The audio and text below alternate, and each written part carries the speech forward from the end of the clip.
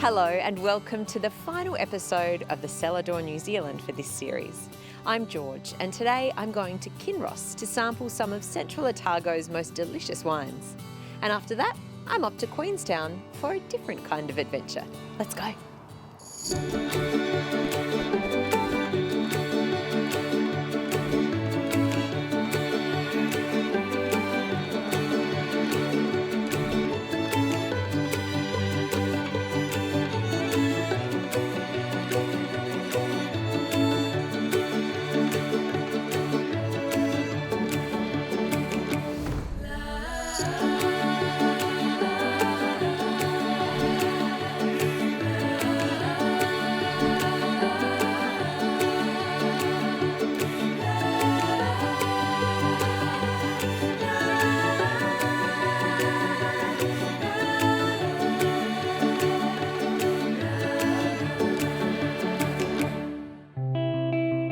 From our start on Waiheke Island, we've made it all the way down to the South Island's stunning Central Otago wine region.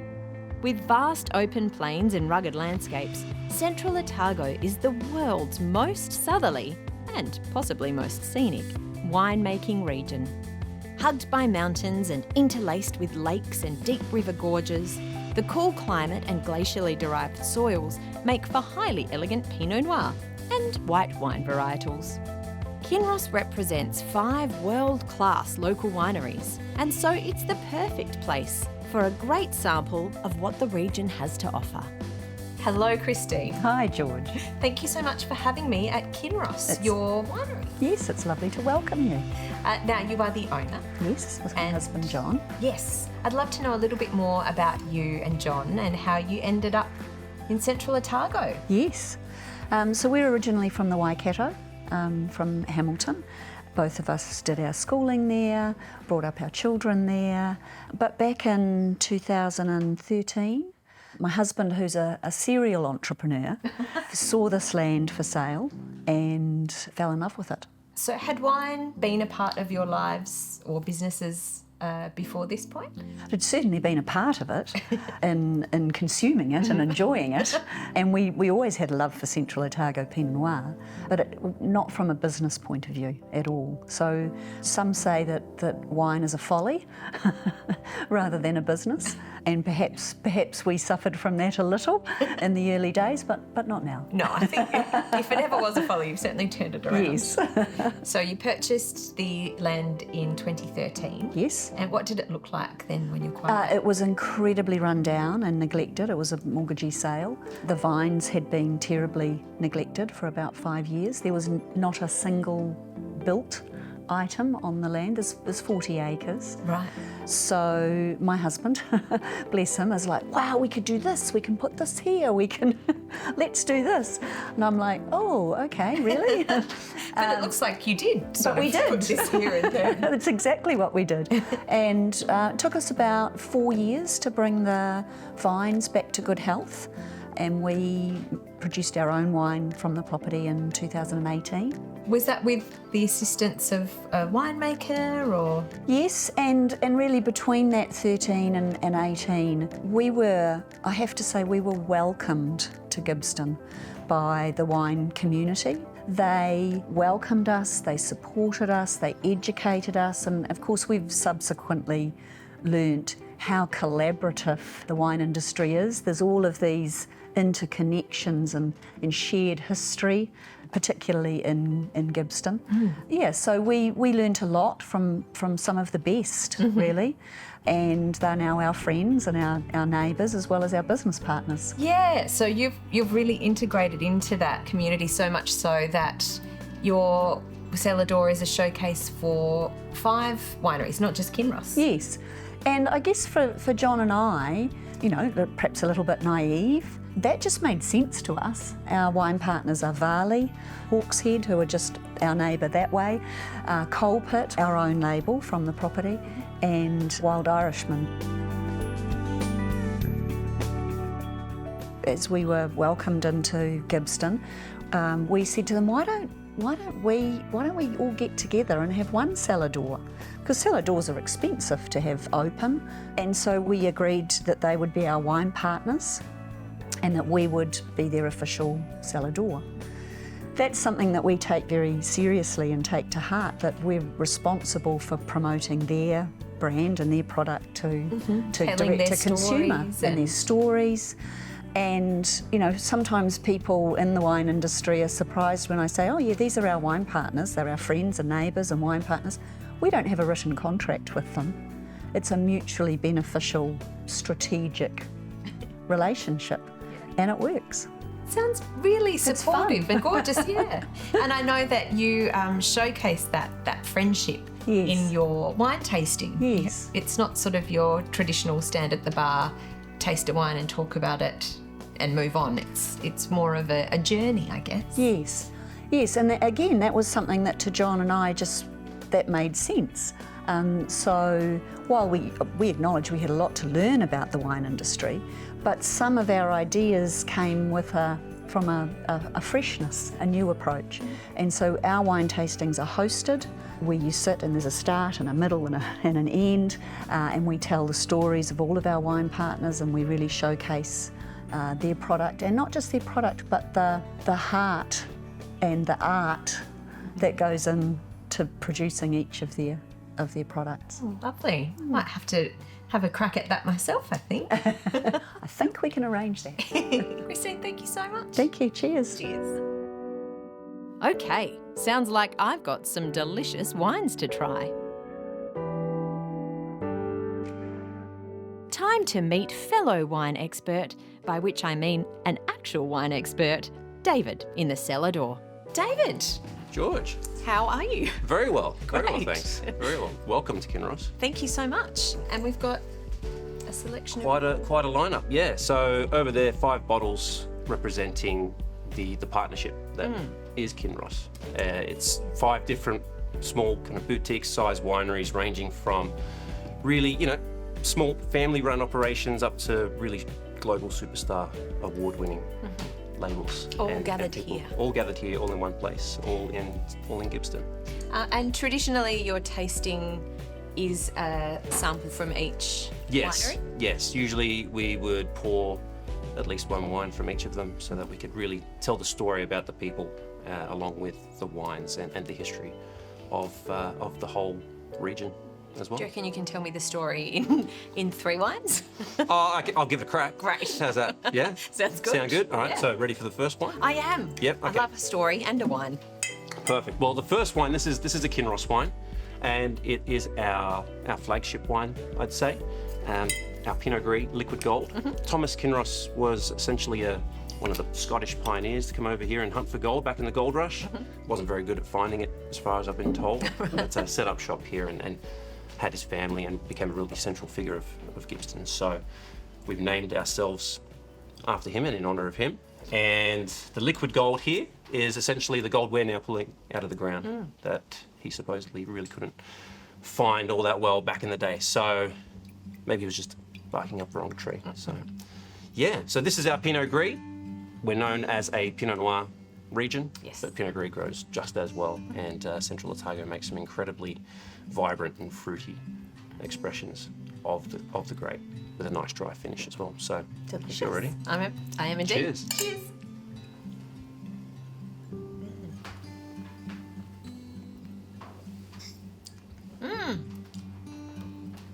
Hello. Yeah, I know, right? Exactly. So this is a real favourite amongst our fans and our guests.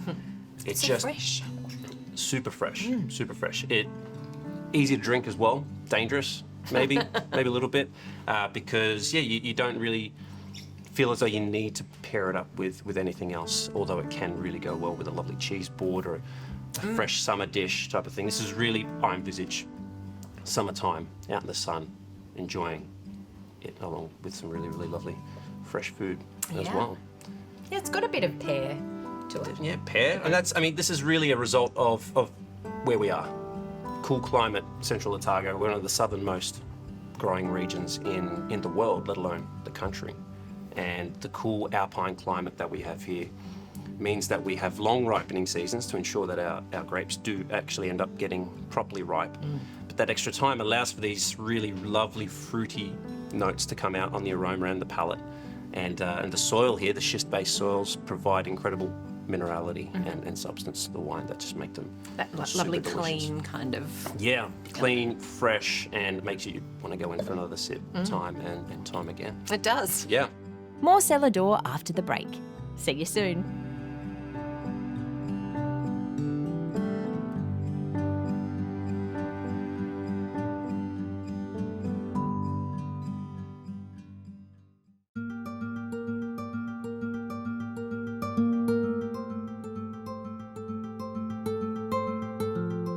I'm in Central Otago, just east of Queenstown, and I'm doing some very hard work, sampling many different wines.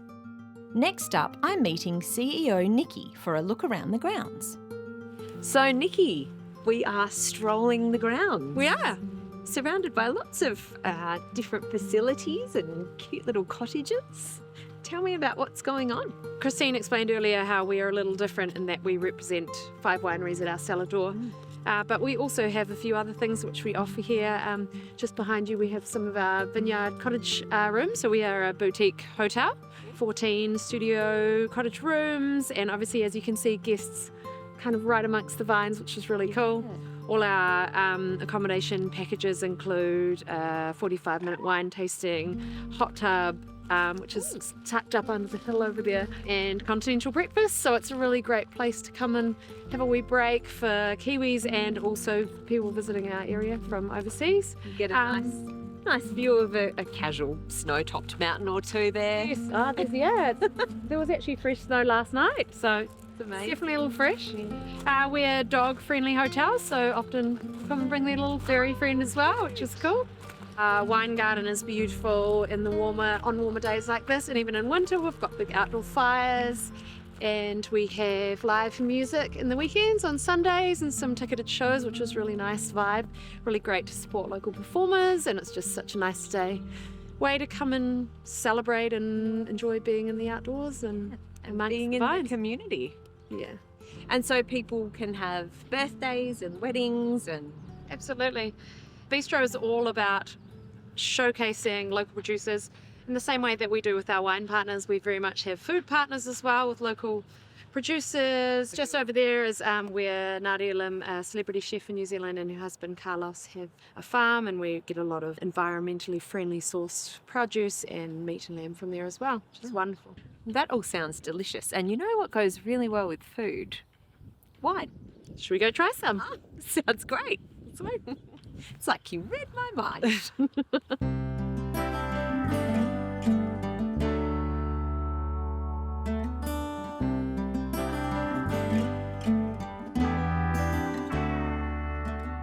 What we've got here is a wine from our neighbours and very good friends at Varley.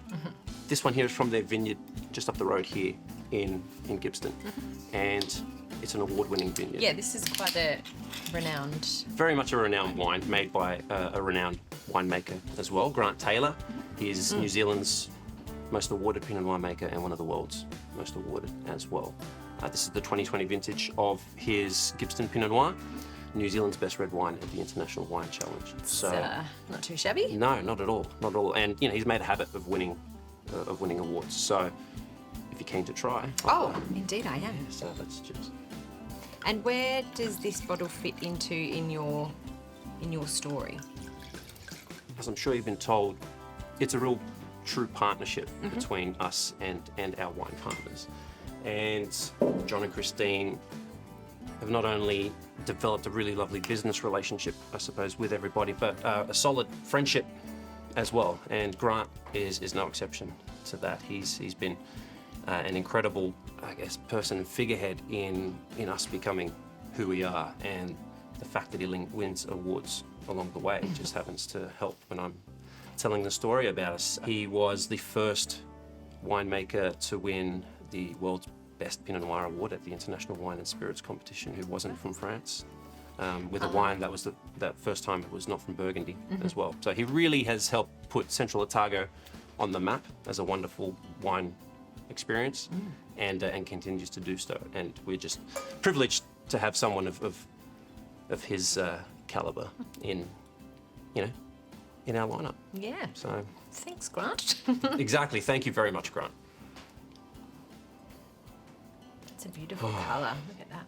So yeah, so the colour in Gippsland, because we have this cool climate, the coolest of all the sub-regions of Central Otago, there is a real characteristic and a signature to the wines that come from the region, particularly the Pinot Noir. Lovely, light, very vibrant colour, especially when young, and that'll darken as and get a bit more brown as it ages. But it is especially light and bright. But you can see through it, definitely. Essentially, that cool climate means that skins on grapes don't grow so thick. The warmer it is, usually the more tannic and the more skin involvement is there. So thin skin means you've got really elegant, smooth, beautiful looking wines and amazingly aromatic as well, with all those classic Pinot Noir aromas. Yum.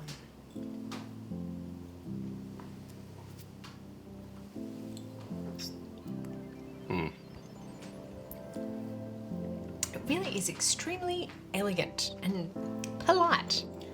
Yeah, if there's a single word to use when trying to, I guess, explain or describe Gippsland Pinot Noir as elegant, it tends to be the one that comes out on top more often than not. The smoothness of it, the complexity of it, like it's got really, really smooth and soft mouthfeel, which makes it, I think, again, another dangerously easy to drink wine. I mean, I'm struggling to stop myself from going in for another sip. I won't here, stop on my account.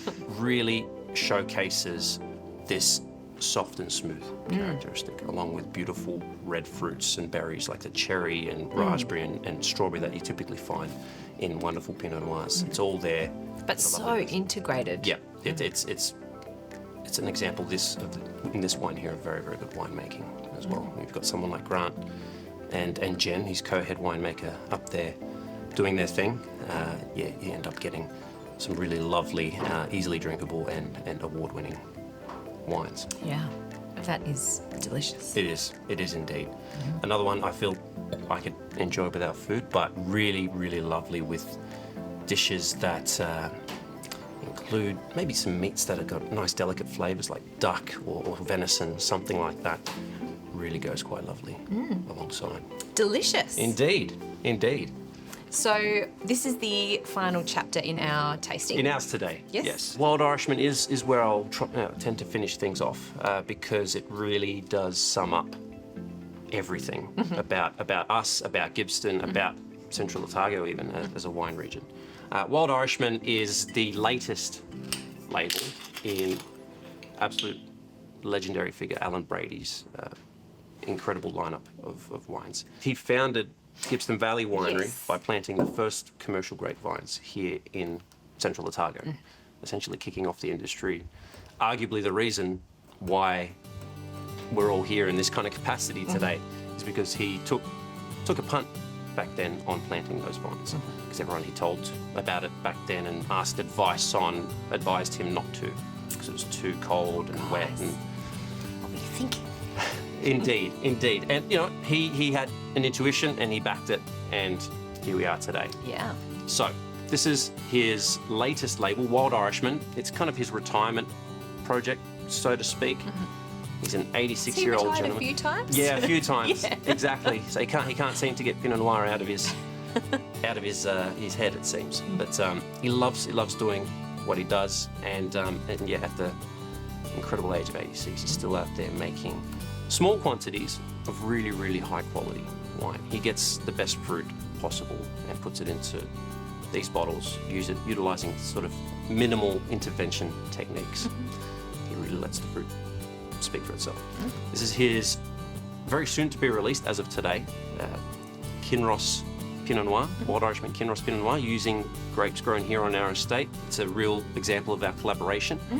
And it's a single vineyard Pinot Noir, and it's got a really lovely rich colour, and it's a very, again, typical Gippsland experience. Very rich colour. Yeah, beautiful. Really rich. Speaks to that quality of fruit that I was mentioning before. We work really hard alongside Alan to get this vineyard producing incredible grapes for his wine, and as far as I'm aware, he's happier and happier each year with what comes out. And yeah, this wine tends to be one of my favourites out of this. Alan has been making Pinot in this region for longer than anyone, essentially because he started the whole thing here. So if anyone knows how to do it and make the wines super drinkable when young, it's him.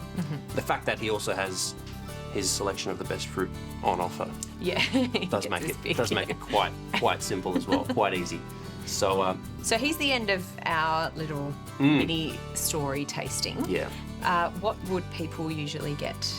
So as I mentioned, they would normally get at least one from each of our members, each of our partners, and it's been really difficult for me not to grab those two bottles there and open them. It's been hard for both of us. It's really difficult because, I mean, I love all of them equally. Hawkshead are our nearest neighbours, and they are real champions of white wine, funnily enough, in Pinot Noir. Oh, Pinot Blanc. Yes, that's a Pinot Blanc. Do you know, I haven't ever tried a Pinot Blanc. No? Okay, well, maybe after we finish up we can try it. exactly. So, and Coal Pit, just up the road, and really small female run. They make incredible, very, very characteristically Gibbston Pinot Noir and Sauvignon Blanc and Rosé as well. Both of these operate organically and sustainably, really clued into all of that. It's very important to both of them for very different reasons. One, there's a younger generation coming through at Coal Pit that's really environmentally focused, and up at Hawkshead we have a former Minister for Conservation running things and ensuring that he's doing all he can to run responsibly up there. And I mean, anyone that's working closely with, you know, the earth, which viticulturalists we want it to work properly for as long as we possibly can. And so I think everyone here is doing their bit to really ensure that that's the case. Great. Well, look, I've enjoyed this story, I enjoyed that story, and I've had a fabulous time. So have I. Thanks, David. Thank you. Cheers. Cheers. Shall we try? Please do.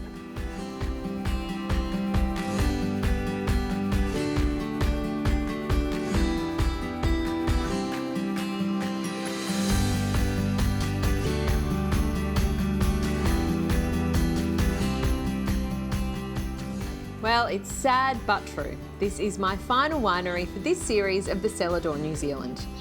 But what a finish. Coming up, I'm going to say goodbye to New Zealand as only I can. Cheers. And cheers to you, little bird.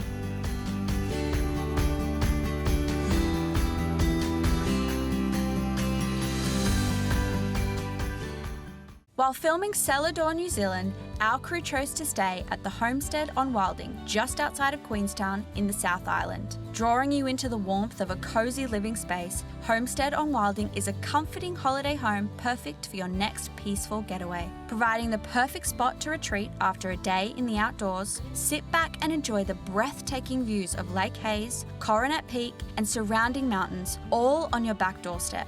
For the largest portfolio of luxury holiday homes in New Zealand's southern lakes, visit nzluxuryrentalhomes.com. After around 1,500 kilometres and almost as many wines, we're heading to Queenstown, where before we hit the airport, there's still time, according to our producer, for one last activity. Lake Wakatipu is the third largest lake in New Zealand. It occupies a single glacier-carved trench and is bordered on all sides by tall mountains. And the perfect playground for all things water sport. Enter Hydro Attack, the first commercial operators of these unique Sea Breacher X watercraft. It's a slight departure from the usual wine and cheese scenario, but I'm going to be getting into that little boat. I don't actually know what's going to happen. I did ask my friendly tour guide briefer to let me know. She said it will be a fun surprise, but she did hand me these. Apparently the pilot also wears a pair in case I deafen him with my screams. So I can't wait for what's about to happen. I wonder what time they serve the mid-trip wine. Hey, I'm Kevin. How Hi, you doing? Kevin. Oh, I'm great. Very That's excited. perfect. All right. You know what you're gonna do in there? I don't actually know. Okay, cool. Do you want me to spoil it, or you just want to do it and see what happens? Should we just see what happens? Sounds like a good plan. All right. Now, cool. you don't have a pair of these. I have them in the shark for me already. Oh, okay. I have fancy ones with like some music in it as well. So. Oh, you've got music to really block out my Yes, screams of terror. absolutely, yes. We Excellent. need it sometimes. Great. I'm told that no one's cried before, except for one lady, and she cried with joy. As far as I know from, far as yeah, you know. so hopefully that's correct. Let's see if we can't ruin that record. It should be fine. Yeah, Okay. I'm going to take good care of you. You're going to be all right. No Okay. worries. All right. Should we do it? Let's go for it. All right. Go. Yep. Cool. And get your other foot in as well. Perfect. And slowly sit down. Get your feet on those black pads over there. It's like a No yoga fun. session as It well. is, yes, yep. And so we got some handles there on the side. Grab hold of those ones. Handles. Yes, oh, you're gonna need it. Oh, And boy. Make sure you keep handles against the back as well, okay? Okay. Cool. Bye. Nice one, and let's get going. We've got a leakage back here. Does that matter? No, it's all right. And there's a little bit of water in the boat. It's not to worry about. It's all normal. So much for my pants. All right, I'm ready. All ready? Beautiful.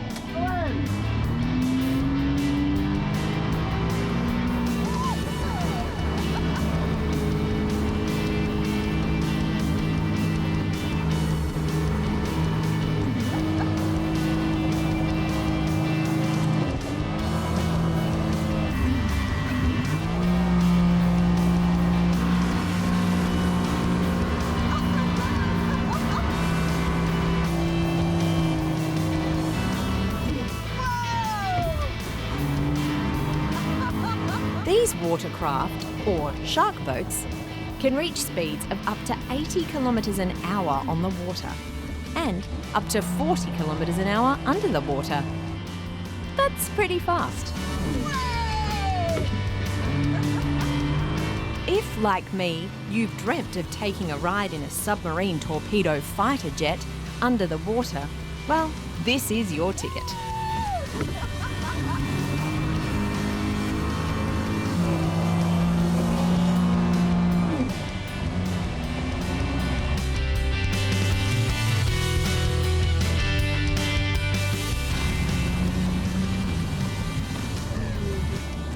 Time for my wine. I just really love to thank the producer of this show for the opportunity to be thrown around in the back of a tiny boat. Should we go again? We should go again. All right. Yes, absolutely. Cool. Let's roll. All ready? I'm ready. Perfect. Let's get going then. Watch me fly.